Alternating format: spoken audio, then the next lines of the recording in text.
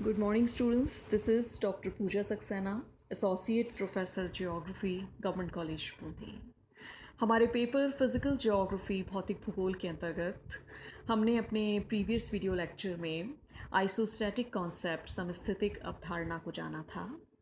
आज के लेक्चर में हम पर्वत निर्माण माउंटेन बिल्डिंग के विषय में जानकारी प्राप्त करेंगे। तो सर्वप्रथम हम ये जानें कि पर्वत क्या हैं। देखिए, पर्वत उस उच्च स्थान को कहा जाता है जो अपने समीपवर्ती स्थान से इतना ऊंचा हो कि दूर से स्पष्ट दिखाई दे, यानी लगभग 600 मीटर से ज़्यादा ऊंचा हो, जिसके ढाल तीव्र हों और जिसका शिखर पठार के विपरीत संकुचित हो, यानी ये portion of land surface rising considerably above the surrounding country either as a single eminence or in a range or chain is known as mountain. Some authorities regard eminences above 600 meters or 2000 feet as mountains and those below being referred to as hills.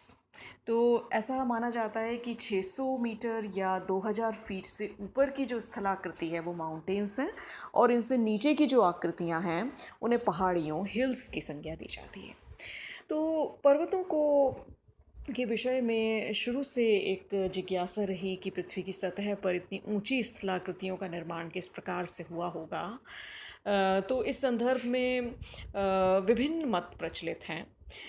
जो पर्वत निर्माण की प्रक्रिया है उसे orogenesis कहा जाता है। Orogenesis the name given to the group of processes which collectively produce a mountain system, यानी एक पर्वत तंत्र को उत्पन्न करने वाली वो सामूहिक प्रक्रियाएं जो हैं उन्हें पर्वत निर्माण ओरोजेनेसिस कहा जाता है। Orogenesis is a Greek is derived by Greek words. Mountain means oros and genesis for to come into being, यानी oros का अर्थ है पर्वत और genesis का अर्थ है उत्पत्ति या जो चीज़ आने वाली है। तो पर्वतों की उत्पत्ति means orogenesis। तो and orogeny is a period of mountain building, ये पर्वत निर्माण की अवधि होती है। And orogenesis is the process of mountain building leading to the formation of the intensely deformed belts which constitute mountain ranges। क्यों? तो जब हम पर्वत निर्माण की बात करते हैं तो उसमें हम उस फॉर्मेशन की बात करते हैं जो कि माउंटेन रेंज एक बेल्ट के रूप में, एक गहन श्रृंखला के रूप में जो अंततः गठित होती है जाकर। तो पर्वत निर्माणकारी जो सिद्धांत हैं उनको उत्पन्न करने के लिए कौन से कारक उत्तरदायी रहे होंगे, तो उन्हें विद्वानों ने दो प्रकार के बलों के आधार पर प्रतिपादित किया। एक तो हॉरिजॉन्टल फोर्सेस यानी क्षैतिज बलों के द्वारा, या हम कहें फ्रंटल टेंजेंशियल फोर्सेस के द्वारा, यानी पार्श्विक स्पर्शीय बलों के द्वारा एक तो प्रतिपादित किया गया, और दूसरा लंबवत बलों के द्वारा वर्टिकल फोर्सेस के द्वारा प्रतिपादित किया गया। पहले हम लंबवत गति की बात करें तो लंबवत गति पर आधारित सिद्धांत सबसे पहले 1930 में हरमन ने दिया था। उन्होंने दोलन तरंगित सिद्धांत दिया, the undulation and oscillation theory, और उनका ये मानना था कि लंबवत गति के फलस्वरूप पर्वत निर्माण होता है।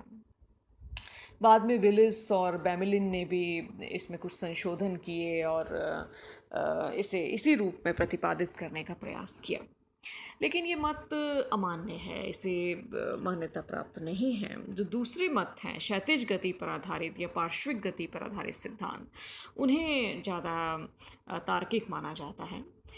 जो पार्श्वीय गति पर आधारित सिद्धांत हैं उन्हें दो वर्गों में रखा जाता है। एक तो संकुचन पर आधारित यानी बेस्ड ऑन कॉन्ट्रैक्शन, और दूसरा महाद्वीपीय प्रवाह पर आधारित कॉन्टिनेंटल ड्रिफ्ट पर आधारित। तो जो संकुचन सिद्धांत हैं कॉन्ट्रैक्शन थियरीज, वो मानती है कि पृथ्वी अपनी उत्पत्ति के समय गर्म आग का गोला थी, फिर वो धीरे धीरे ठंडी हुई। तो उस संकुचन की प्रक्रिया के फलस्वरूप पर्वतों का निर्माण हुआ। इस सिद्धांत का प्रतिपादन सबसे पहले अमेरिकी भूवैज्ञानिक डाना ने 1847 में किया, और एक यूरोपियन जियोलॉजिस्ट भूवैज्ञानिक इली डी ब्यूमॉन्ट ने 1852 में इसे और प्रतिपादित किया। और बाद में एक पूरा स्कूल है जो कि इस मान्यता पर आधारित है, जिसमें कोबर, चैम्बरलिन, स्टील, सुएस जैसे विद्वानों को रखा जाता है। तो उनका ये मानना था कि पृथ्वी की उत्पत्ति के बाद क्रमशः ऊपरी परत से विकिरण के द्वारा ताप का ह्रास होने से शीतलन की प्रक्रिया के दौरान जो संकुचन हुआ, उसकी झुर्रियों के रूप में पर्वतों की रचना हुई। और दूसरा जो सिद्धांत है वो है बेस्ड ऑन कॉन्टिनेंटल ड्रिफ्ट, महाद्वीपीय प्रवाह पर आधारित सिद्धांत, जो ये मानता है कि किन्हीं शक्तियों के कारण महाद्वीपों के प्रवाह के फलस्वरूप जो क्षैतिज गति उत्पन्न हुई, उससे पर्वत निर्मित हुए। तो डेली, वेगनर, होम्स, जॉली, वो सब इस विचारधारा के समर्थक हैं। और प्लेट टेक्टोनिक्स की जो ग्लोबल डायनेमिक्स की जो नवीनतम विचारधारा है, उस पर भी कहीं हद तक इसी का प्रभाव जान पड़ता है। तो आपके सिलेबस में जो पर्टिकुलरली सिद्धांत दिए गए हैं उनमें हैं कोबर, जॉली और होम्स के व्यूज़। तो हम सबसे पहले कोबर की जियोसिंक्लाइनर ओरिजिन थ्योरी से शुरू करते हैं। कोबर का पर्वत निर्माणकारी भूसनती सिद्धांत जो उन्होंने सर्वप्रथम प्रस्तुत किया, उन्होंने अपनी बुक डरबाऊ पर एडे में सर्वप्रथम ये जियोसिंक्लाइनल ओरिजिन थ्योरी यानी पर्वत निर्माणकारी भूसनती सिद्धांत को प्रतिपादित किया, जो वस्तुतः है जिसका उद्देश्य प्राचीन दृढ़ भूखंडों और भूसनतियों में संबंध स्थापित करना था। तो कोबर ने सबसे पहले भूसनतियों की विचारधारा दी। उन्होंने कहा कि भूसनतियाँ वास्तव में लंबे चौड़े जलपूर्ण गर्त हैं और उनके अनुसार पृथ्वी में संकुचन होने से जो उत्पन्न बल है, उसके फलस्वरूप इन भूसन्नति के किनारों पर जो स्थल खंड होते हैं उनमें गति उत्पन्न होती है और उस गति के फलस्वरूप जो संपीडनात्मक बल बनता है, जो कंप्रेशनल फोर्स जनरेट होता है, उस कारण से भूसन्नति का मलबा वलित होता है और पर्वत निर्माण की क्रिया वहाँ पर घटित होती है। तो अगर हम सिलसिलेवार देखें कोबर के सिद्धांत को, तो कोबर का सिद्धांत ये कहता है कि आज जहाँ ऊंचे पर्वत स्थित हैं वहाँ पहले भूसन्नतियाँ हुआ करती थीं। ये भूसन्नतियाँ वास्तव में पर्वत निर्माण स्थल हैं। उनके अनुसार पर्वत निर्माण की जो पहली अवस्था है वो भूसन्नति निर्माण की अवस्था होती है, जिसमें धरातलीय सतह के अवतलन के फलस्वरूप भूसन्नति निर्मित होती है, यानी इस प्रकार के जलपूर्ण गर्त निर्मित होते हैं। उनके अनुसार भूसन्नति के किनारों पर स्थल खंडों की स्थिति थी, रिजिड मासेस की स्थिति थी, जिन्हें उन्होंने कार्टोजेंस नाम दिए। उनके अनुसार पृथ्वी में संकुचन के फलस्वरूप भूसन्नति का निर्माण होता है। प्रत्येक भूसन्नति के किनारों पर दृढ़ भूखंडों की स्थिति होती है, जिन्हें उन्होंने अग्रदेश फोरलैंड्स बताया। अब अपर्दन के कारक इन दृढ़ खंडों का कटाव करते रहते हैं और अपने साथ लाए हुए पदार्थों को भूसन्नति में जमा करने लगते हैं। तो एक क्रमशः जमाव होता रहता है। ये प्रक्रिया अवसादीकरण की प्रक्रिया होती है। तो निरंतर अवसादीकरण के फलस्वरूप भूसन्नति के भार में वृद्धि होती है। परिणाम स्वरूप भूसन्नति की जो तली है वो नीचे की ओर धंसती है।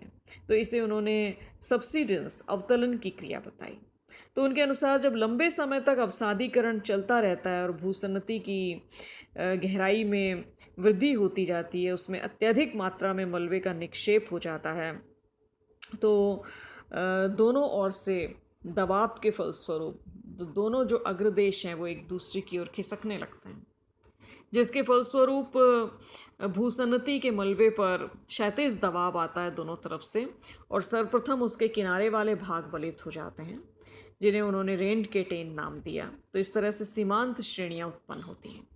तो उनका मानना है कि यदि संपीड़न का बल सामान्य होता है तो केवल किनारे वाले भाग वलित होते हैं और यदि संपीड़न का प्रभाव अत्यधिक होता है तो भूसन्नति का समस्त मलबा वलित हो जाता है और दृढ़ जो भूखंड है, ग्रीवाखंड है, नापे, उसकी उत्पत्ति होती है।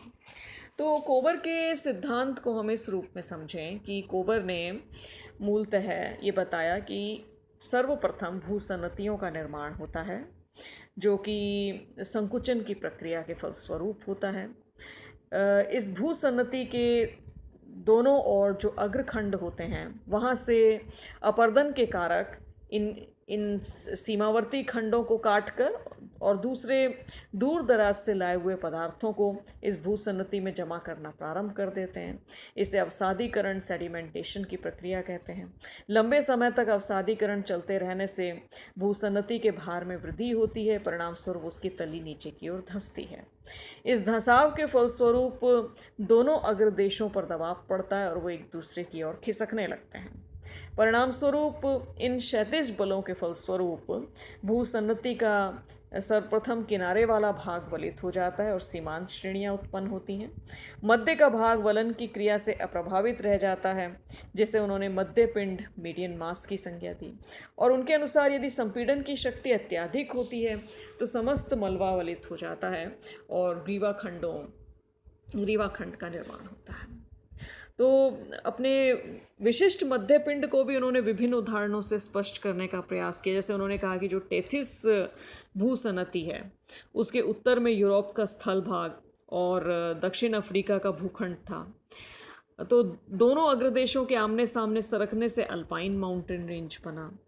इसी तरह उन्होंने कहा अफ्रीका के उत्तर की ओर सरकने के कारण बेटिक, कार्डिलेरा, पेरिनीज, प्रोविंस श्रेणियाँ, मुख्य आल्प्स, बाल्कन पर्वत, कॉकेशस निर्मित हुए। और जो यूरोपियन दृढ़ भूखंड थे उसके दक्षिण में और खिसकने से एटलस, एपिनाइन्स, डिनाराइट्स, हेलेनाइट्स, टायराइट्स जैसे पर्वतों का निर्माण हुआ। उनके अनुसार जो हंगरी का मैदान है, कारपैथियंस और दिनेरिक आल्प्स के बीच में वलन से अप्रभावित हंगरी का मैदान, वो मध्य पिंड है। इसी तरह उन्होंने कहा कि जो तिब्बत का पठार है, उत्तरी सीमांत वलित पर्वत श्रेणी क्युनलुन और दक्षिणी वलित सीमांत श्रेणी के मध्य में, वो भी एक मीडियन मास है। इसी तरह टारस और पोंटिक श्रेणियों के बीच जो अनातोलिया का पठार है, एल्बुर्ज और जेग्रोस पर्वतों के बीच जो ईरान का पठार है, पश्चिमी द्वीप समूह के पर्वत और मध्य अमेरिकी श्रेणी के बीच जो कैरिबियन सागर है, वासाच रेंज और सियरा नेवादा के बीच जो बेसिन रेंज क्षेत्र है, सब मध्य पिंड के उदाहरण। तो कोबर ने अपने सिद्धांत को विभिन्न उदाहरणों से स्पष्ट करने का प्रयास किया और उन्होंने मध्य पिंड की अवधारणा को भी विभिन्न उदाहरणों से समझाया और ग्रीवाखंड के उदाहरण से भी समझाने का प्रयास किया।